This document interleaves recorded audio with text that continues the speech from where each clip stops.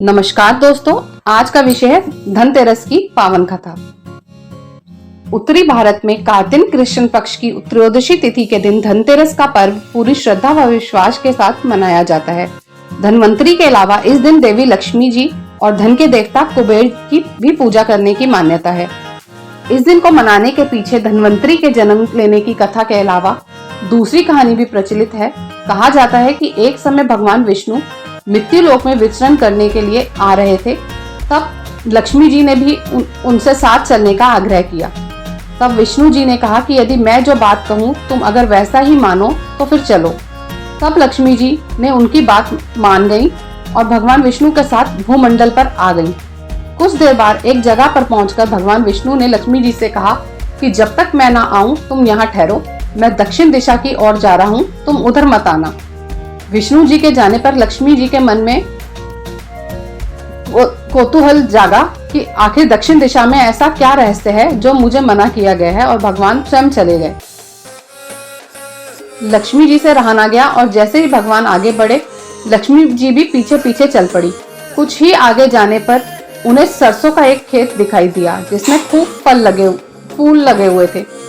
सरसों की शोभा देखकर वह मंत्रमुग्ध हो गई और फूल तोड़कर अपना श्रृंगार करने के बाद आगे बढ़ी। आगे जाने पर एक गन्ने के खेत से लक्ष्मी जी गन्ने तोड़कर रस चूसने लगी।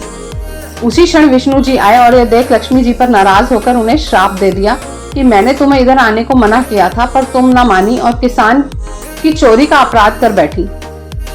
अब तुम इस अपराध के जुर्म में इस किसान की 12 वर्ष तक सेवा करो। ऐसा कहकर भगवान उन्हें छोड़कर क्षीर सागर चले गए। तब लक्ष्मी जी उस गरीब किसान के घर रहने लगी। एक दिन लक्ष्मी जी ने उस किसान की पत्नी से कहा कि तुम स्नान कर पहले मेरी बनाई गई इस देवी लक्ष्मी का पूजन करो, फिर रसोई बनाना, तब तुम जो मांगोगी मिलेगा। किसान की पत्नी ने ऐसा ही किया।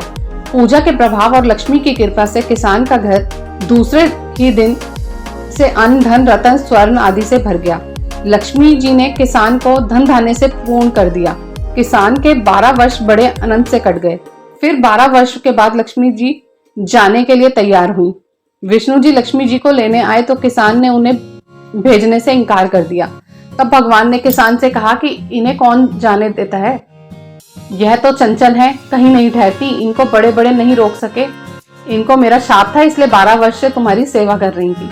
तुम्हारी 12 वर्ष सेवा का समय पूरा हो चुका है। किसान हठ पूर्वक बोला कि नहीं, अब मैं लक्ष्मी जी को नहीं जाने दूंगा।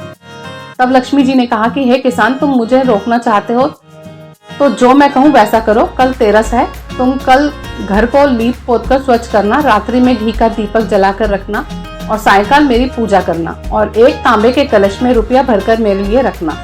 मैं उस समय कलश में निवास करूंगी, किंतु पूजा के समय मैं तुम्हें दिखाई नहीं दूंगी।